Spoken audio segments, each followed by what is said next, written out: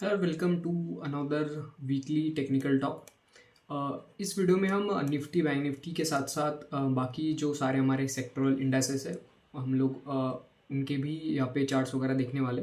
तो वीडियो में आगे बने रहिए। चार्ट आप देख रहे हो यहाँ पे निफ्टी 50 का वीकली चार्ट, ठीक है।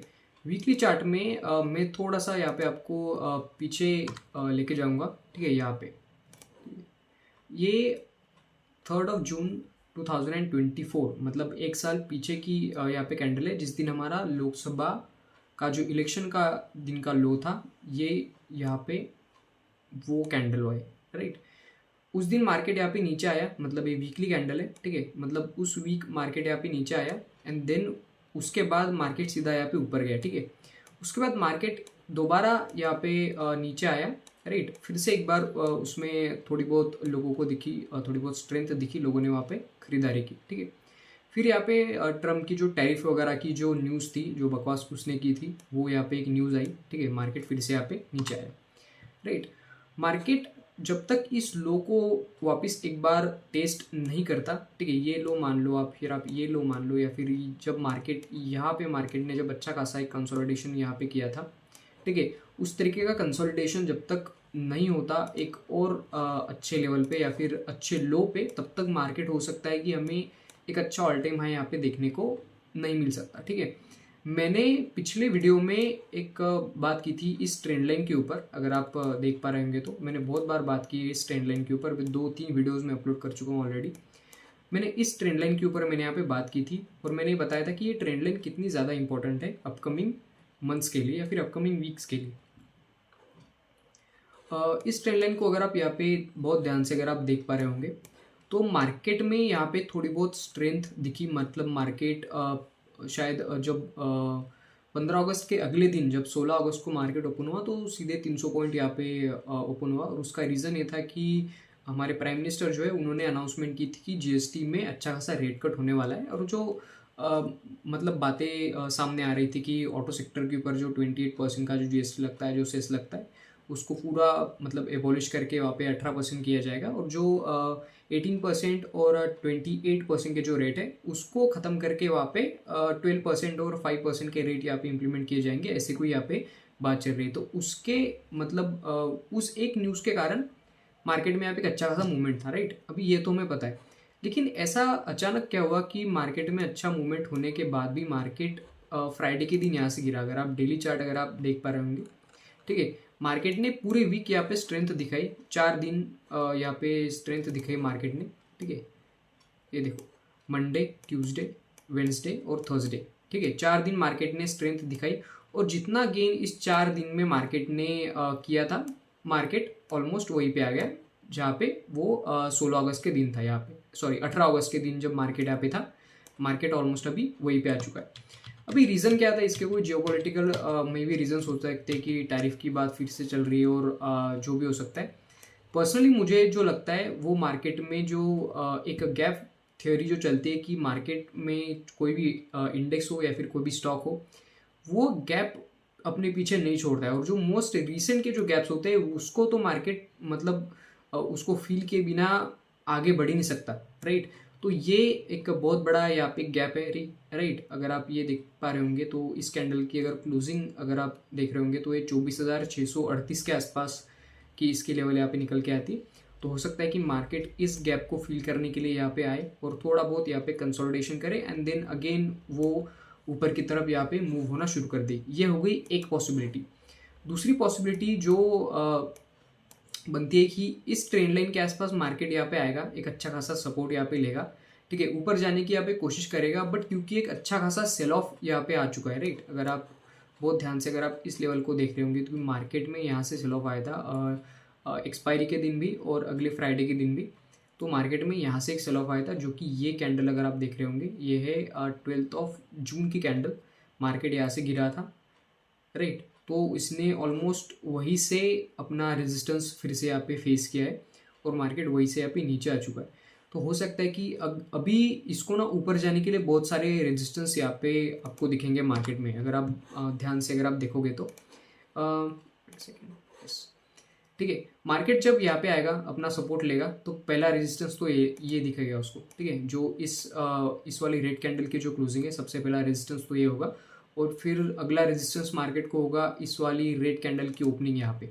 बस ये दो लेवल्स यहाँ पे इंपॉर्टेंट है। आने वाले वीक में मार्केट अगर बहुत अच्छा यहाँ पे नीचे आता भी है, राइट, तो वो हो सकता है कि यहाँ पे ये दो रेजिस्टेंस सबसे ज़्यादा यहाँ पे फेस करे। हो सकता है कि मार्केट यहाँ पे आए, थोड़ा बहुत यहाँ पे कंसोलिडेशन करे, ऊपर जाए, ऊपर जाके फिर से रेजिस्टेंस फेस करे, फिर से इस ट्रेंड लाइन के आसपास कहीं पे यहाँ पे ये नीचे आएगा शायद सितंबर के आसपास, और फिर सितंबर के आसपास मिड सितंबर में यहाँ पे आके फिर से एक बार हो सकता है कि मार्केट ऊपर जाए, और ऊपर जाने के बाद ये अच्छा खासा रेजिस्टेंस यहाँ पे फेस करे। मैं पर्सनली चाहूँगा कि मार्केट जब भी ऊपर जाए तो वो स्टेडीली मूव करे, ठीक है। अगर वो मतलब वो 250-300 पॉइंट अगर गैप अप हो जाता है तो वहाँ पे ना तो किसी ट्रेडर के लिए कोई वहाँ पे रूम बनती है खरीदने के लिए या फिर बेचने के लिए, और ना ही किसी स्विंग ट्रेडर के लिए अपना कोई वो वहाँ पे स्विंग ट्रेड प्लान कर सकता है, मतलब किसी भी स्पेसिफिक स्टॉक में। क्योंकि मार्केट जब भी बहुत बड़ा गैप अप या फिर गैप डाउन ओपन होता है तो आपका ऑलमोस्ट टारगेट उसमें खत्म हो जाता है, अगर आप एक इंट्राडे अगर आप ट्रेड करते हो तो। और अगर आप एक स्विंग ट्रेडर भी हो तो आपको एंट्री के लिए फिर सोचना पड़ता है, क्योंकि आपका स्टॉप लॉस जो है वो इवेंचुअली बढ़ जाता है, राइट। तो उसके पीछे की ये थ्योरी होती है। मुझे पर्सनली ऐसा लगता है कि मार्केट जब यहाँ पे कहीं पे आएगा सितंबर के आसपास, राइट, अगर कोई नेगेटिव न्यूज़ अगर नहीं है मार्केट में रिलेटेड टू एनीथिंग, मगर अगर कोई जियोपॉलिटिकल कोई नेगेटिव न्यूज़ अगर नहीं है, अगर पॉजिटिव सिनेरियोज अगर यहाँ पे बनते, तो मार्केट हो सकता है कि यहाँ पे थोड़ा सा रेजिस्ट करके ऊपर जाए और मार्केट कुछ इस तरीके से यहाँ पे ऊपर जाए और अगेन एक अपने ऑल टाइम हाई की तरफ यहाँ पे जाने की कोशिश करे। बट अगर नेगेटिव न्यूज़ होती है तो अगेन मार्केट यहाँ पे मतलब एज यूजुअल वहाँ पे अपनी नीचे की जर्नी यहाँ पे करेगा, राइट। तो ये हो गई निफ्टी के बाद जो मुझे लगता है कि ये जो एक गैप है, इस गैप पे आप नज़र रखना, राइट। इस रेड कैंडल का हाई अगर आप देख पा रहे होंगे तो मैं एक बार जूम कर लेता हूँ, ओके। सो इस वाले रेड कैंडल का हाई जो कि निकल के आता है 24,700 का, ठीक है। इस रेड कैंडल का हाई और इस ग्रीन कैंडल की यहाँ पे क्लोजिंग 14 अगस्त की, 14 अगस्त की यहाँ पे क्लोजिंग जो कि है 24,630 के आसपास की, 24,633, 24,630 के आसपास की। तो ये बहुत ज़्यादा इंपॉर्टेंट यहाँ पे एक सपोर्ट की तरह यहाँ पे एक्ट करेगा। मार्केट यहाँ पे रुकेगा और यहाँ पे रुकने के बाद मे भी हो सकता है कि मार्केट फिर से अपनी अपवर्ड जर्नी यहाँ पे शुरू करे, if there is not any negative news out there in the market, right. तो ये हो गई निफ्टी के बाद बैंक निफ्टी एक बार हम लोग देख लेते हैं। यस, बैंक निफ्टी अच्छा खासा गिरा है। मुझे नहीं लगा था पिछले वीक कि ये मतलब इसमें इतनी अच्छी खासी यहाँ पे सेलिंग आएगी, बट फिर भी ये निफ्टी के कंपैरिजन में ये बहुत अच्छी तरीके से यहाँ पे होल्ड कर रहा है, राइट। और बैंकिंग के स्टॉक भी बहुत अच्छे यहाँ पे दिख रहे हैं। तो मेरे लिए जब तक ये वाली लेवल इंटैक्ट है, सबसे पहली जो कि है 54,500 के आसपास की, तब तक बैंक निफ्टी में एज सच कोई नेगेटिव मूवमेंट यहाँ पे नहीं आ सकता। और दूसरी जो लेवल यहाँ पे निकल के आती है वो है 450 के आसपास की, मतलब उसके 1,000 पॉइंट ऑलमोस्ट नीचे, राइट। 54,450 और 53,450 के आसपास, ये दो लेवल मेरे लिए यहाँ पे इंपॉर्टेंट है। अगेन वहाँ पे गैप थ्योरी अगर ये आएगी, अगर मार्केट अगर गैप फिल करने की कोशिश करता है तो बैंक निफ्टी यहाँ तक भी आ सकता है इन अपकमिंग वीक्स, जो कि 50,000 की यहाँ पे लेवल यहाँ पे निकल के आती है। तो ये बैंक निफ्टी के बारे में। सेक्टरल इंडाइसेस से पहले हम लोग एक बार निफ्टी मिड कैप को यहाँ पे देख लेते हैं। Okay, Nifty mid cap, yes, sorry, okay, ये रहा निफ्टी मिड कैप इंडेक्स, ये रहा। मैंने निफ्टी मिड कैप इंडेक्स के बारे में एक बार बोला था कि एक अच्छे खासे ये लेवल पे है जहाँ पे एक अगेन निफ्टी मिड कैप के स्टॉक यहाँ पे बहुत अच्छे कर सकते हो। वीडियो अगर आपने नहीं देखा तो उसकी लिंक मैं दे दूंगा डिस्क्रिप्शन में या फिर आई बटन में, वो जाके आप चेकआउट कर लेना। निफ्टी मिड कैप के लिए मेरे लिए ये लेवल इम्पॉर्टेंट है, राइट, जो कि है 15,730 के आसपास की लेवल, एक अगेन एक इम्पॉर्टेंट लेवल है। निफ्टी मिड कैप के जो जितने भी स्टॉक है उसके बारे में हो रहा है। अगर आप रिजल्ट वगैरह अगर आप फॉलो करते हो तो आपने देखा होगा कि जो रिजल्ट्स है वो इतने ज़्यादा अच्छे नहीं आए जब हम निफ्टी मिड कैप और निफ्टी स्मॉल कैप की बात करेंगे तो इसलिए भी हो सकता है कि निफ्टी इस इंडेक्स को मैनेज करने का थोड़ा बहुत यहाँ पे प्रयास किया जा रहा है from the operators, but stock गिर रहे कंटिन्यूसली निफ्टी मिड कैप के और निफ्टी स्मॉल कैप के। अगर आपका पोर्टफोलियो कंसंट्रेशन अगर मिड कैप और स्मॉल कैप में बहुत ज़्यादा है तो अगेन एक अच्छा खासा फॉल आपके पोर्टफोलियो में आपको दिखाई देगा अगर ये लेवल अगर यहाँ से ब्रेक होती है तो, जो कि 15,750 या फिर 730 के आसपास की लेवल। तो ये लेवल आप वॉच आउट करना, यहाँ पे मत भूलना। अगर ये लेवल इंटैक्ट रहती है तो अगेन यहाँ से मार्केट कुछ इस तरीके से यहाँ पे बिहेव करके या फिर एक फेक वाला ब्रेकडाउन देके फिर से ऊपर जाने की यहाँ पे इस तरीके की कोशिश करता है। बट अगेन उसको सपोर्ट चाहिए होगा। बाकी जो मिड कैप जो स्टॉक है, जो स्ट्रॉन्ग जिनके रिजल्ट्स आए, अच्छे रिजल्ट्स आए, तो उनका यहाँ पे सपोर्ट इस इंडेक्स को यहाँ पे चाहिए होगा। निफ्टी फार्मा की बात कर लेते हैं। निफ्टी फार्मा एक अच्छा खासा यहाँ पे गिरा था, राइट, एक अच्छा खासा गिरा था। फिर उन्होंने बोला था कि नहीं, हम एक्सक्लूड कर रहे हैं जो कि मेडिसिन जो भी आती है फ्रॉम द इंडिया, हम उसको एक्सक्लूड कर रहे हैं, क्योंकि उसके ऊपर अगर कोई मतलब टैरिफ अगर लगता है अमेरिका में, तो जो 100 रुपये की चीज़ अभी अमेरिका में यहाँ पे मिल रही है वो 150 की हो जाएगी। और अमेरिका अगर खुद जेनेरिक मेडिसिन या फिर मेडिसिन को ही मैन्युफैक्चरर अगर करना शुरू कर देता है, तो जो हम मतलब बना के उस पर कंपनी अपना प्रॉफिट मार्जिन रख के, एक्सपोर्टर अपना प्रॉफिट मार्जिन रख के, सब कुछ चीज़ें होके जो 100 रुपये में यहाँ पे चीज़ मतलब मिल जाती है अमेरिका के कंज्यूमर को, वो अमेरिका में बनने की कॉस्ट की लगभग 150 से 200 रुपये के आसपास यहाँ पे बताई जाती है। तो वो इनके लिए मतलब एक घाटे का सौदा होगा। तो इनकी वजह से शायद मतलब यहाँ पे उन्होंने निफ्टी मतलब जो भी फार्मा सेक्टर की जो भी कंपनी है उनको यहाँ पे एक्सक्लूड किया होगा फ्रॉम द टैरिफ, राइट। तो अगर इस तरीके की अगर कोई मतलब यहाँ से अगर ये ऊपर जाता भी है तो एक बहुत बड़ा रेजिस्टेंस फार्मा स्टॉक को यहाँ पे फेस करने को मिलेगा, जो कि 23,230 के आसपास का, राइट। निफ्टी हम लोग आईटी की यहाँ पे बात कर लेते हैं, जो कि एक इंटरेस्टिंग इंडेक्स मुझे यहाँ पे लग रहा है और मुझे बात भी करनी है इसके बारे में। निफ्टी आईटी के कंपनीज़ के बारे में हम थोड़ी यहाँ पे बात कर लेते हैं।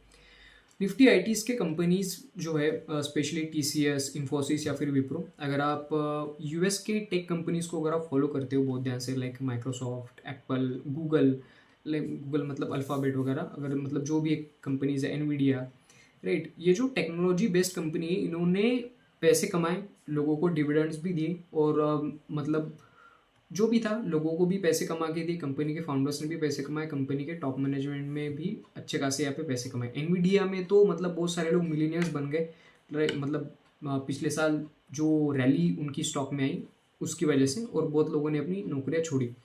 टीसीएस के बारे में ये न्यूज़ थी पिछले महीने शायद, जो अपनी 12,000 एम्प्लॉयज़ को यहाँ पे निकाल रहे, वो और उनको ज़रूरत पड़ेगी अपने एम्प्लॉयज़ को यहाँ पे निकालने की। एंड द रीज़न बिंग, क्योंकि मैंने एक रिपोर्ट पढ़ी थी on the Indian IT sectors, जिसमें कि ये था कि इंडियन आईटी सेक्टर्स के पास बिलियंस ऑफ डॉलर में यहाँ पे कैश है। मतलब उनके पास 20,000 करोड़, किसी कंपनी के पास 10,000 करोड़ की आसपास की यहाँ पे कैश है, जिन्होंने 10-15 साल से वो बस कैश ही जमा कर रहे हैं। उन्होंने नेक्स्ट अपने R&D में यहाँ पे उन्होंने कोई इन्वेस्टमेंट नहीं कर रखी, राइट। अगर मतलब आईटी सेक्टर को इंडिया डोमिनेट करता है, यहाँ पे हम लोग सर्विस प्रोवाइड करते हैं all over the globe. IT sector हमारा यहाँ पे सर्विसेज देता है, बट हम ये आर्टिफिशियल इंटेलिजेंस की रेस में हम लोग कहीं ना कहीं यहाँ पे पीछे छूटते जा रहे हैं। और जो चैट जीपीटी है या फिर गूगल का जेमिनाई है, उन्होंने एक बहुत अच्छी तरीके से यहाँ पे बाजी मार ली। हम ऑलमोस्ट अभी उसमें ऑलमोस्ट क्या मतलब बहुत ही पीछे, ठीक है। कंपनी ने सिर्फ कैश जमा किया, जो कि कंपनी अपने R&D में इन्वेस्ट कर सकती थी एक नेक्स्ट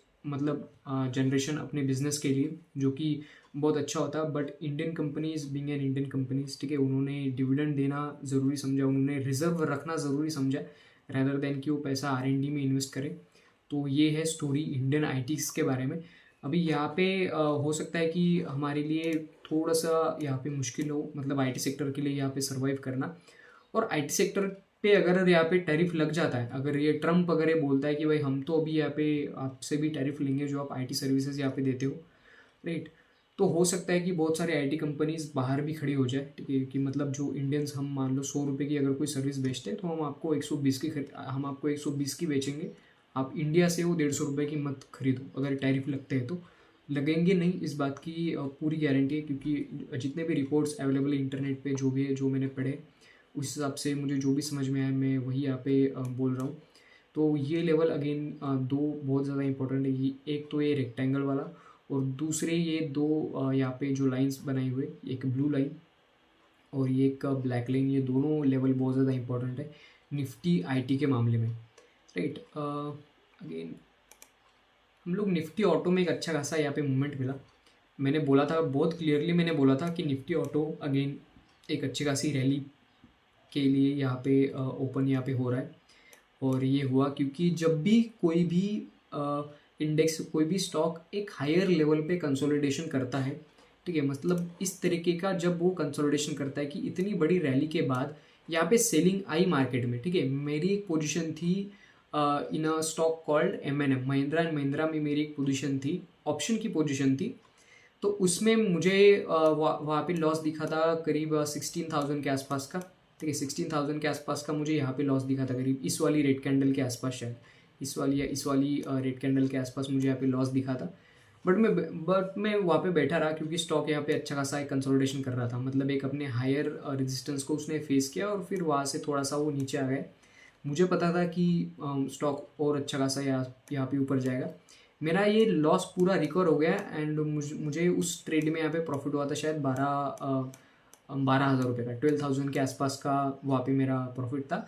तो ये होता है, अगर आप अपने सेटअप पे अगर आप बैठे हो, राइट, अगर आप अपने सेटअप पे अच्छी तरीके से बैठे हो, आपको पता है कि मार्केट किस तरीके से परफॉर्म कर सकता है या फिर क्या हो सकता है, तो जस्ट फॉलो योर ट्रेड। मेरी एक गलती यहाँ पे थी कि इतना बड़ा लॉस दिखने के बाद भी मैंने अपना मतलब लॉस बुक नहीं किया है, फिर अपना स्टॉप लॉस नहीं रखा, वो मेरी गलती थी। बट मुझे लगा कि अभी इतना बड़ा लॉस हो चुका है तो ठीक है यार, हम देखते हैं अभी क्या होता है। एंड देन क्योंकि एक्सपायरी को थोड़ा सा टाइम था तो मैंने यहाँ पे होल्ड किया and then eventually I close in 12K in profit, right. तो ये है निफ्टी ऑटो के बारे में। तो अगेन यहाँ पे रेजिस्टेंस ये फेस कर सकता है क्योंकि बहुत बड़ी रेड कैंडल्स यहाँ पे थी, ठीक है। ये सेलर्स के यहाँ पे स्टॉप लॉस भी हो सकते हैं किसी भी IT स्टॉक में। तो ये लेवल्स यहाँ पे निकल के आती है निफ्टी ऑटो में, जो कि वो हो सकता है थोड़ा सा रेजिस्टेंस यहाँ पे फेस करे। निफ्टी एनर्जी की बात कर लेते हैं लास्ट में। निफ्टी एनर्जी अगेन अपने के रेजिस्टेंस के आसपास, जो कि मैंने बोला था निफ्टी में आपको, अभी उस क्लिप को, उस टाइम को आप थोड़ा सा अगर आप आगे जाके देखोगे जिसकी मैंने बात की थी, ठीक है, जो ये कैंडल है 3rd ऑफ जून 2024 की इलेक्शन के जो हमारे रिजल्ट्स थे उस दिन की, एग्जैक्टली इसने वही वहाँ पे ही इसने अपना रेजिस्टेंस लिया। ध्यान से देखो, मतलब जो इंडेक्स इतना ज़्यादा गिरा है पिछले एक साल में वो है निफ्टी का एनर्जी इंडेक्स, राइट। ये अपने ऑल टाइम हाई से अगर यहाँ तक मैं बोलूँ तो ये करीब 23% आज भी नीचे है। और अगर ये इसने जो अप्रैल में इसका लो था मई में, वो था 34% का, तो ये बहुत ज़्यादा गिर चुका है। तो हो सकता है कि आने वाले कुछ समय के लिए ये इस लेवल के आसपास कंसोलिडेशन करे और कंसोलिडेशन के बाद ही एक ऐसा एक एंट्री पॉइंट आएगा, कोई एक न्यूज़ आएगी, पॉजिटिव न्यूज़ आएगी गवर्नमेंट की तरफ से, जहाँ पे कोई सब्सिडी अनाउंस करेंगे एनर्जी सेक्टर के लिए या फिर जो भी होगा। तो वहाँ पे हमें हो सकता है कि एनर्जी के स्टॉक में एक अच्छी खासी हमें रैली यहाँ पे देखने को मिले, क्योंकि अभी फिलहाल एक बहुत ही अंडरडॉग सेक्टर है, राइट। अभी इसमें कोई ट्रेड बनता हुआ दिखाई नहीं दे रहा है किसी भी एनर्जी के स्टॉक में यहाँ पे। निफ्टी FMCG की अगर बात करो तो अगेन ये एक कंसोलिडेशन के अभी फेज़ में चल रहा है। सो यस, यही था आज के इस वीडियो में। वीडियो अगर आपको पसंद आए तो वीडियो को लाइक कीजिए और चैनल को सब्सक्राइब कीजिए। Thank you so much for watching.